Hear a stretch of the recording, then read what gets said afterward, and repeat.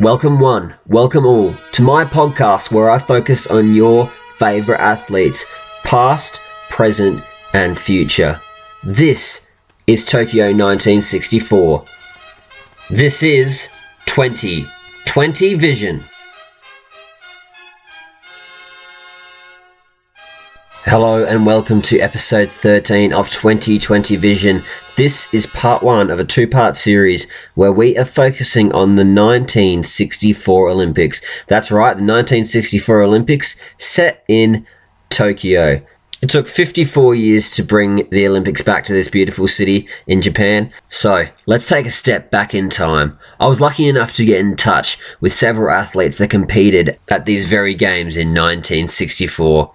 On this week's episode, I have Trevor Vincent, who is an outstanding steeplechase and long-distance runner in his time.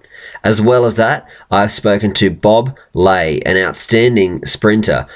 They both have amazing stories to tell, and I hope you very much enjoy what we chat about in the brief time that I had with these athletes. It was amazing to hear what it was like for them back in the day, and also how they were treated as athletes of the time. So here we have my first interview, which is with Bob Lay. Bob, thank you very much for joining me today on this episode, which is dedicated to the 1964 Olympics. Now, I'm correct in saying that you competed in those Olympics? I did, that's correct. Do you mind telling me what it was like for you over there, event-wise, as well as the people in general? Well, it was my first trip overseas, and I was quite overawed by the fact that I was going to compete against the world's best. But, getting there and seeing them and even training in their same environment was an unbelievable experience. And the crowds in the stadium were just, the biggest I'd ever seen in my life. Okay, I'd been to rugby league grand finals, and apart from that, that was the biggest crowd I've ever competed against, or with, I should say, in front of. But it was a great experience for me to line up against the best sprinters in the world, and overall, I thought my performance was the best that I could do at that time.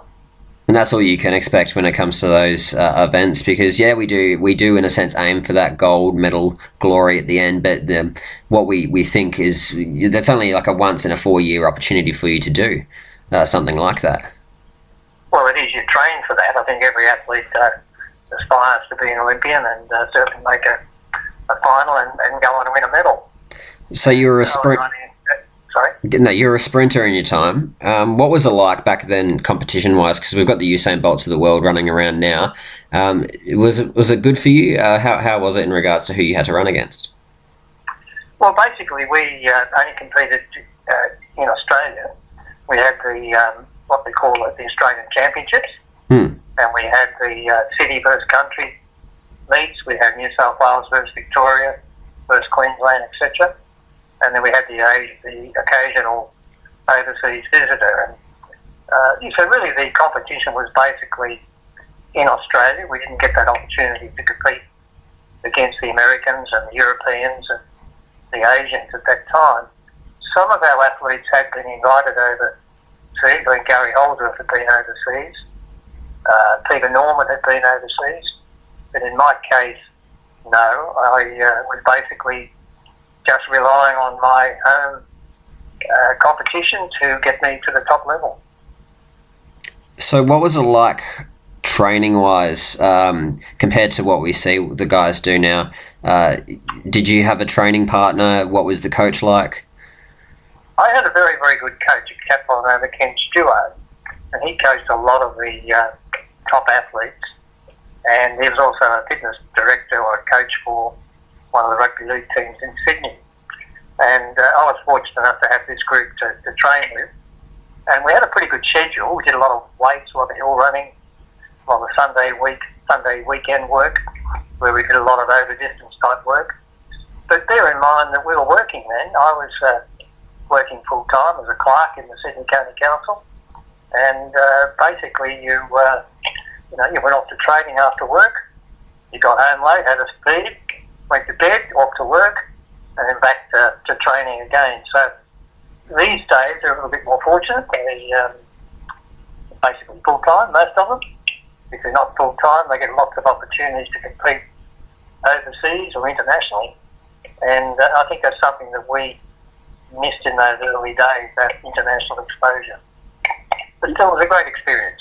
No, definitely. Are you able to talk me through, if memory serves you correct, the race on the day competing at the Olympics? What was it like on the day for you? It was very nerve-wracking. We did the warm-up on the outside stadium, on the warm-up track, and you could see the Harry Jeromes and Bob Hayes and others all warming up, and you could still look at them, and they were quite relaxed, and I was nervous as hell, thinking, well, this is my first big competition in the heat. But I ran pretty well, I guess, in the heat. I drew Bob Hayes, would you believe? And I did fairly well. I finished third with a time of 10.5. So I was pretty confident that I could sort of keep my fitness there and my level of competition at the level where you get through to the next level and so forth. The second round, I should mention too, in that race, Bob Hayes and Tom Robinson actually made the final, obviously. In the second round, I had Figueroa and Maniac. Both of them made the final. And in the semi-final, I drew Bob Hayes again, and he's run 9.9 wind assisted, and I've run 10.3, which at that time was my fastest time over 100 metres. So I was pretty pleased, but unfortunately I only finished fifth in that race, and four of the runners, Bob Hayes, Maniac, Robinson, Schumann, went through into the final. So, finishing fifth against those guys who made the final, I did pretty well. So I must say, when I was lining up in the second round, we were down in the tunnel underneath the stadium, and Bob Hayes came in, and he was in another race next, not mine, but near to me, and he left his shoes out on the track, and one of the other gangs said to him, "Here, take these." So he borrowed a pair of shoes, and he ran and won his second round. So That's amazing. Someone could just put on a pair of spikes that he's been given and go out there and not even worry about it. It's amazing this sort of... He was a big man, huge man. Yeah, definitely. Yeah, very powerful, his thighs, and he was so strong. I'm only just under 10 stone, in fact around the 10 stone mark at that time, about 72 kilos. So someone you definitely looked up to then? Yeah, and Harry Jerome was another one, that the Canadian who had a lot of time for it. I spent a bit of time talking to Harry on the track, the training track, and he was just full of help and trying to give me tips and so forth, and I learned from that. So he was a wonderful guy. It sounds like you had a good time over there, mate. What were the people like outside of the stadium in regards to how they treated you as an athlete? I'm talking about the fans of the sport and the Japanese people in general. What was it like? What were they like? Well, it was the first time that the Olympics had been held in Asia. They were fantastic. They got behind us. They were very helpful, and obviously English was a difficult exercise for us because, or for them, not us. And we got by because we had interpreters to help out, but they were so friendly. And you go into shops and they bow to you, and you bow back and they bow to you, and it went on and on and on. We got on very, very well with them. There wasn't the security that you see around, the games today. And I think we were very, very lucky. It was probably the last of the friendly games, put it that way. Melbourne was probably the friendly games, and then Rome, and then of course Tokyo. And then when you go to Mexico, they had all sorts of issues over there with the high altitude and so forth. And I think we were very lucky that Tokyo was one of the friendly games. It'll be interesting to see if they can bring it back, that friendliness next year, as you're saying. Because, we're going back to Tokyo, and I'm hoping that you're going to make the trip back over.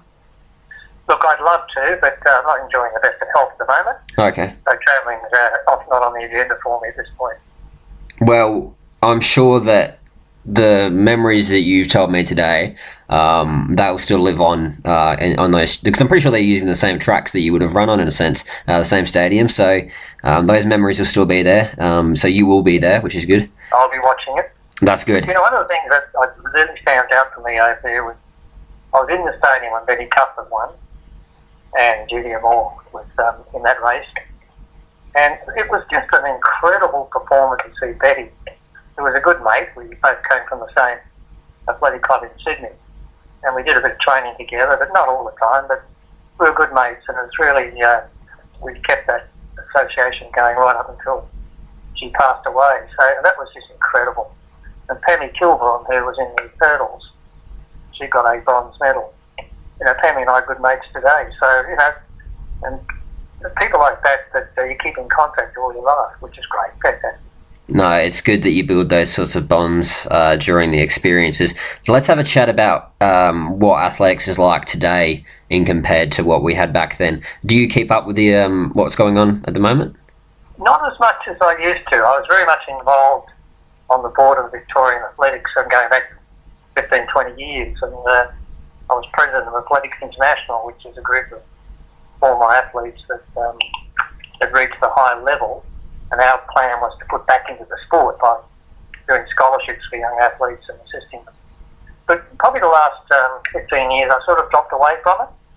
I don't see as much. So I do watch a little bit of it on the television when it comes up, read some of the results. I don't really know who are all the stars out there today, to be very honest with you. No, that's okay. That's all good. It is. Sorry, go on. What I will like to say is that I think they've got a wonderful opportunity to really step forward now. They've got the best facilities. They've got great support. They've got a lot of opportunity to travel overseas. And, you know, the institutes in all the states and the Australian Sports Commission these days, I think there's so much offering for them now. If they don't take advantage of it, they're crazy. No, well, that's true. Yeah, they should be really doing what's being given to them. I've got one last question for you. What sort of words of advice would you do you have to offer for those up and coming athletes that are starting up? Because it does. Well, I'm inspired by speaking to you, knowing what you've achieved many years ago. So, what sort of things could you say to inspire others? My advice would be never give up. You know, you've got the opportunity ahead of you, and grab it with both hands and give it your best shot. And don't be frightened to move coaches if you find that you need more support. I think that's terribly important. I think lots of time you stick with a coach, and maybe you need to look at going over to someone else to take you to the next level. But stick with the sport, give it your best shot. Thank you very much, Bob, for joining me for a chat. You were definitely, I have no words in regards to speaking to people of your stature and what you managed to do those many years ago, and you kind of forced a path for athletes today. So yeah, I'm happy to be spreading your word and what your stories are through what I'm doing here. And yeah, thank you. Thank you. I appreciate it. Thank you. Enjoy the rest of your day. Bye now. Bye. Now, Bob, who was born in 1944, competed only in the Tokyo Games. He was from New South Wales, and he was lucky enough to go over and compete in 3 events: the 100, the 200, and the 4x100. And in those games, his times were outstanding. I couldn't believe when I heard and researched what he had actually achieved over there. So in qualifying, he got 10.5 seconds. With a third there. Quarterfinal gave him 10.4 seconds with a third. And in the semi-final, he got 5th, sadly missing out on going through, but a 10.3. And as we heard in the chat, there was a guy that was getting a 9.9 second run there for 100 metres. That was just outstanding to hear. We then go into his 200 metres. So he goes with a qualifying of 21.3 seconds, a lot better than I could ever do, with a second, and 21.4 seconds was his quarterfinal run with a 5th. Now in the 4x100, he competed, and the team ran a 40.6 in qualifying, getting them 4th position. In the semi-final, a 40.1, getting them the 5th. So he had a very good run at the games. Sadly, we didn't get medals. Bob didn't get medals, but that's okay. It was the experience, and as you could hear, he was chuffed to be there. Okay, now let's jump into Trevor. My chat with Trevor Vincent. So Trevor was the first name that I was given and the first person that I was told to chat with. This man is a wealth of knowledge in regards to athletics, not only back then, back today.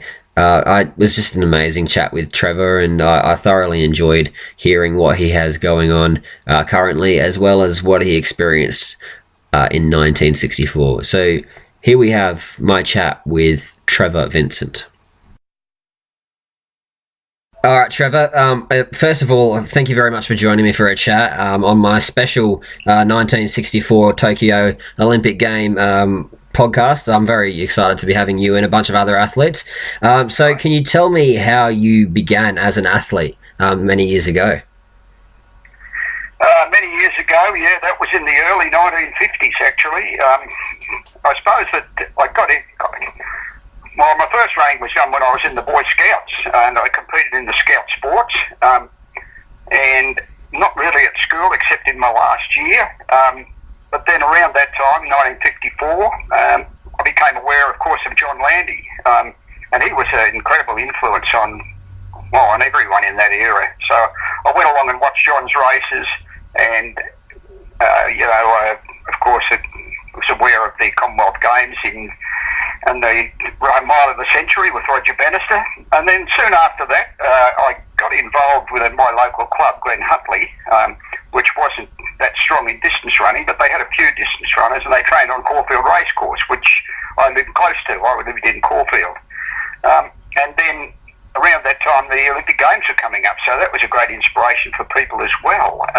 And the other person that was a great inspiration to me prior to the 56 Olympics was Dave Stevens. Dave broke the world record for 6 miles, and in 1955 he had some incredible races against a team of Hungarians who held world records.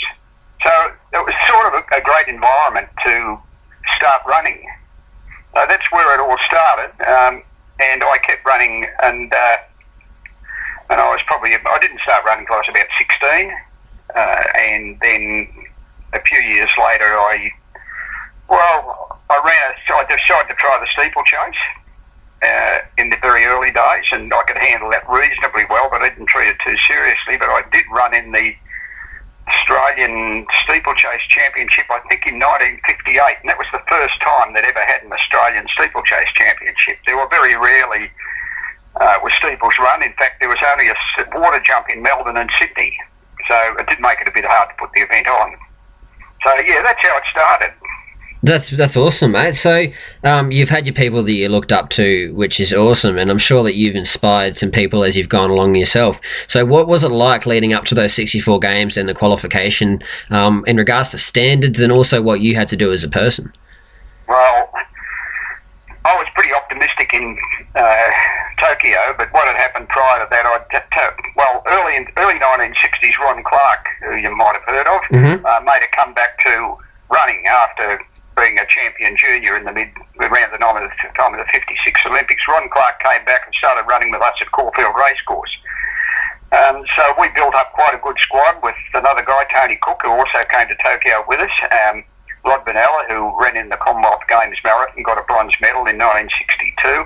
So, yeah, we built up quite a squad there. And then, as I say, 1962, the Commonwealth Games were in Perth. And I got more serious about the steeple. And to tell you the truth, I became a bit more serious about the steeple when I realised that Ron Clark wasn't just an ordinary runner, that even though I could match him in the shorter distances, that he was something special. He scared you into it, did he? I found that I could do the steeple, and Clarkie wasn't that good over the jump, so I could handle him in cross country if it had a few fences in it. So I mean, I can thank him for the steeplechase. I ran the steeple in Perth in 1962, and I was fortunate to win that. So that gave me a bit more enthusiasm about it. I continued to improve, and prior to the 64 Olympics, there weren't qualifying standards in those days, I think what happened actually in a few times in the Olympics in those days, that without qualifying standards, someone gets picked in the team, say for the 1500 metres, and there's only one person picked in the 5000. Well, then you could put your hand up and try and fill one of the other spots, which I actually did. I'll talk about that in a minute. But so I ran quickly in 1964, early 64, and ran 8:39, which broke the Australian record by about 10 seconds. So, as I say, it wasn't a real popular event. But yeah, so Tokyo came along, and just before Tokyo, in fact, when I was at a training camp in Sydney, I had an Achilles tendon trouble flare up, and I backed off and didn't run steeple for quite a while. But then I was in good form before Tokyo, and in '64 I was ranked in the top 10 in the world for '64. But unfortunately, when I got to Tokyo, my Achilles was, well, my heel. I had a bursitis on the heel, and my Achilles was just no good. In fact, when I was training in Tokyo, leading up to my race, I had to wear a half a size bigger on my right foot with a pad in there, so I didn't aggravate it. So, yeah, Tokyo didn't go so well for me, but I did enjoy the experience, and of course Ron ran really well. Ron got a bronze medal in the 10,000 metres, should have won the gold, but wasn't the best man on the day. And Tokyo was an incredible time because the winner of the marathon there, Abibi Bakula, had already won in Tokyo, in Rome, in 1960. So to see him in action, to see him finish the race, so I watched Ron ran the marathon and finished 8th. Tony ran and finished. Bob Vagg, another Australian. We had 3 in the marathon. But what I was going to say, as far as the marathon, well, as far as running there was concerned, I was picked in the steeple, and in the marathon only Tony Cook was picked. So a few of us put our hand up for the vacant spots in the marathon, and put his hand up, so did L.B. Thomas, and so did I. Oh, the other one picked was, Bob Vagg and Tony Cook, but they preferred Ron. I don't know why, but anyway, Ron got preferred over me in the marathon, so I didn't get to run that, but I was that close to running the Olympic marathon. But that was an incredible experience, Tokyo. And what was it like, other than seeing people that you idolise in a sense run as well, but what was it like as a town to compete in? We are coming up to 2020. I'm hoping that you're heading over to have a look. Well, I did apply for tickets, but I've changed my mind and I'm probably not going now. But you never know, something might happen at the last moment. But at this stage, I'm probably not going. I'd like to go. But yeah, look, we'd go out and go training on the roads, and people clapped. It was an incredible environment. They love their running over there. They certainly love distance running, and the Japanese these days are very, very strong in distance running. So it was a great environment to run in. We hadn't done any or much overseas travel at that stage. The furthest I'd been was to race in New Zealand a few times, and I did run in Indonesia, but other than that, to go to Tokyo was just an incredible thrill. As I say, the people were really supportive, and it was great to go out on the road and have people clapping you, and we'd go out and do, road runs out through Tokyo. It was just a great environment. We had a fairly large team there, and we covered most events. I suppose that, Clarkey was the most successful. Well, we had, of course, Betty Cuthbert was on the team, and Betty won the 400 metres. That was great to see her there. I can remember seeing Betty running in Melbourne in '56 and winning 100 and 200, and there was I. I was a spectator, 17 or 18 years old at Melbourne '56, and there I was. I couldn't, imagine that would have happened, but I was on the same team as Betty in Tokyo. Same with Dawn Fraser, who won in Melbourne and was a sort of a superstar of Australian sport, and there I was on the same team as her. So would you say you were starstruck as well? Were you? Hey? You were starstruck as well, were you? Oh well, no, I don't. Yeah, sort of. Yeah. But no, I think the one that really the most exciting people that I found there were Abibi Bakula in the marathon, Peter Snell, who actually from New Zealand, who absolutely dominated the 800 and 1500. And it was he'd already run the 800 in Rome, but to come back and win the double and win it quite easily, he actually dominated both events. So it was great to see him there. I got to know, I raced Peter a little bit in New Zealand, and he was one of the greatest athletes I've seen. And as I say, he just dominated in Tokyo. There was no one could get near him. In fact, in the 1500, his fellow New Zealander, John Davies, John led early, and then Peter ran the race sort of to try and help John get a medal. So he went to he sort of just ran the perfect race that probably suited John as well, and John finished up getting a bronze medal. So New Zealand had a great games. They'd already had a great games in Tokyo, of course, in Rome, with Barry McGee, who got a medal in the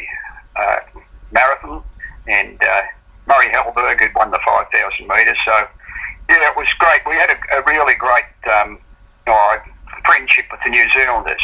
And I already knew the English runner, Morris Herriot, who got second in the steeple in Tokyo. He was second to me in Perth in 1962. And while he went on with it a bit, I just wasn't able to produce the goods on the day. No. Yeah, no, Tokyo was an incredible environment. It was before, all this, the days, all the social media and all that sort of stuff. So I was still writing letters home. It was quite different. But, Tokyo was just a great environment. I'm sure it'll be the same again next year. Oh, definitely. They seem like very understanding people and very accepting people, which is good. And that's what we like to see in those sorts of events. That's right. Where did your career continue from Tokyo then?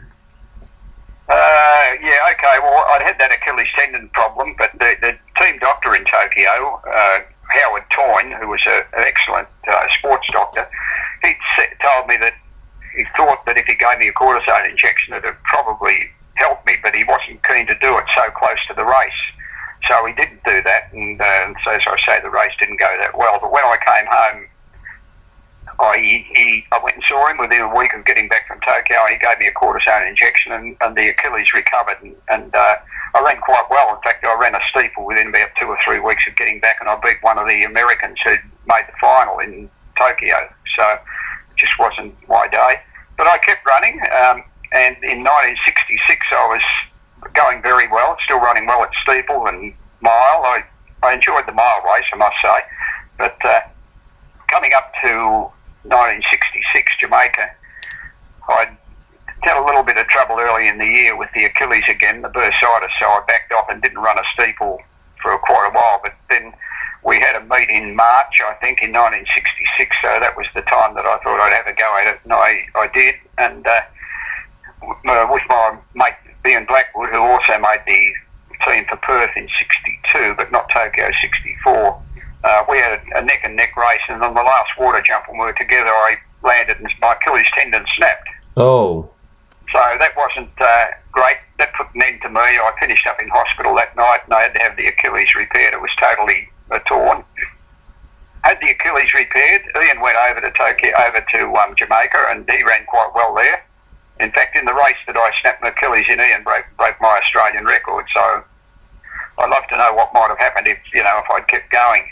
But after that injury, I kept running. I got back into action, and I didn't run another steeple, unfortunately, but I still kept going and ran very well, and concentrated on running flat and cross country, which I enjoyed cross country. I ran a mile in 4:01.7 in the very early 60s in New Zealand in a race with Peter Snell and John Davies, and wasn't far behind them, but that was my fastest time. And one of my regrets is that I didn't get the opportunity to run another mile in a decent field. But most of the meets I ran after that I ran the steeple, so I didn't get a chance to run the mile. But I did love running the mile races. I won an Australian title once, and I liked 3 mile. I loved running cross country, and we raced against the New Zealanders in cross country quite a bit.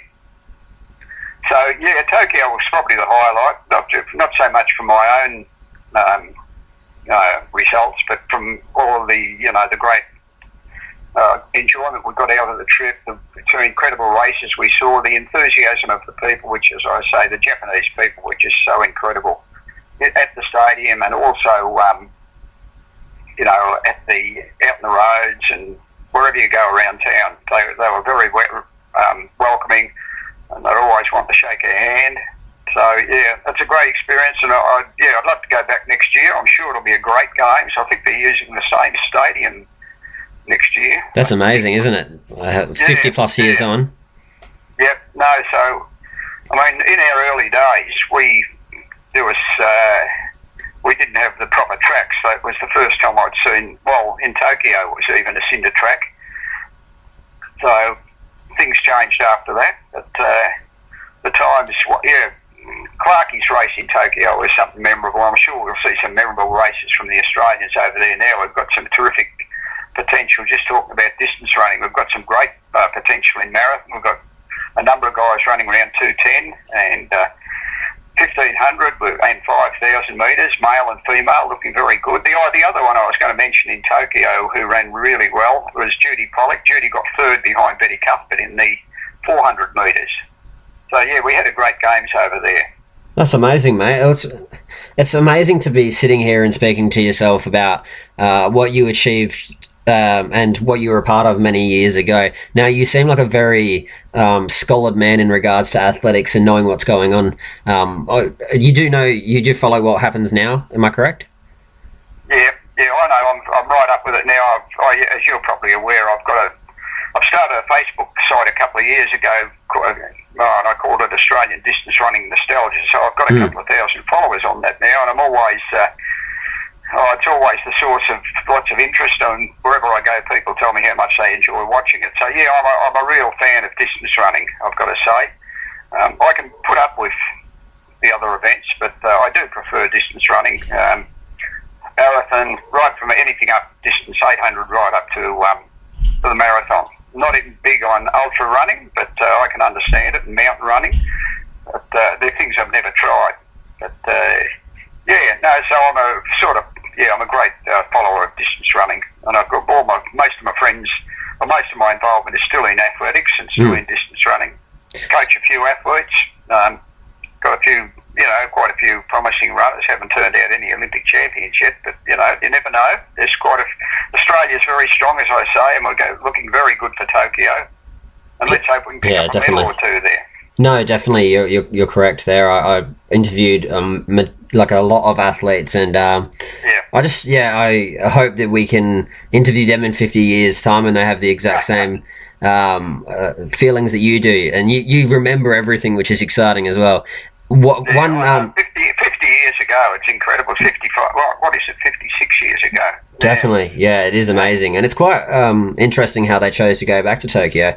How they're reusing places in a sense. But hey, I've got one question for you before we let you go. You did mention to me before that you're a bike fan, a race fan, so we don't want to let you miss out on the Tour de France. That's all right. I'm watching it now with the sound turned down. That's okay, mate.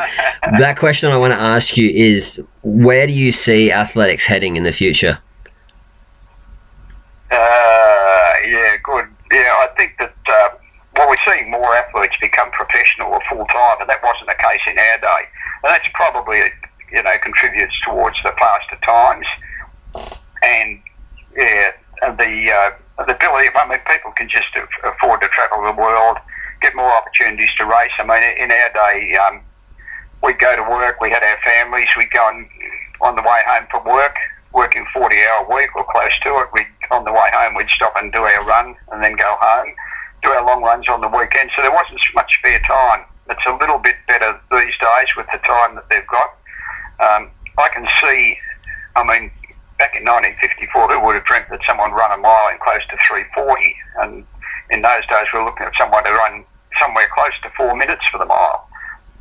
And the marathon, the other person that I ran a lot with in the 60s was Derek Clayton, and Derek took the world record down from 2:12 to 2:09, then to 2:08, and we could just, that was just, in fact, people didn't believe it,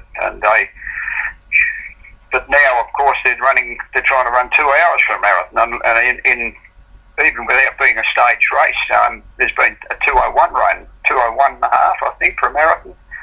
So I can see there's no limits, but you'd think that they might only be able to break it by a second or two, but you never know. Someone might come out soon and run, a steeple the steeple record's now 8 or 7:52. That was the world record in my day was 8:30. So I can see lots of improvement, and particularly I think in the women's events too. We're seeing great improvement in the women's distance running. So.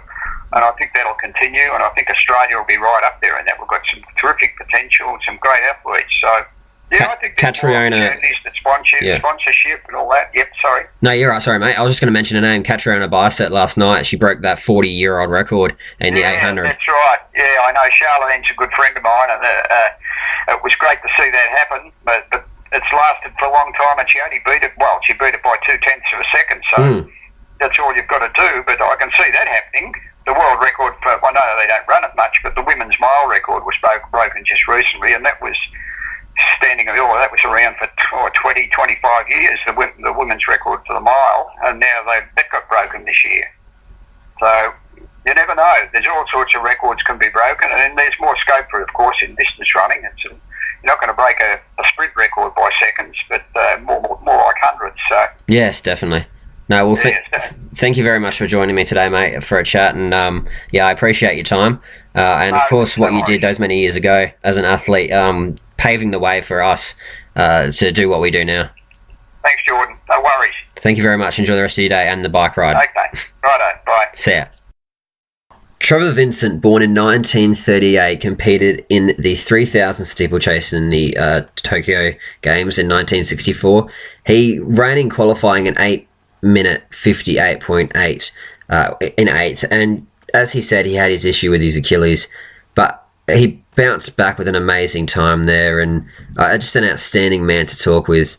And hear from. He had done his country proud and done himself proud as well, as we heard. The man definitely knows his stuff. I was actually considering giving my podcast to him because he knows just that little bit more. I just loved doing what I did in regards to speaking to these people that competed in the 1964 Games.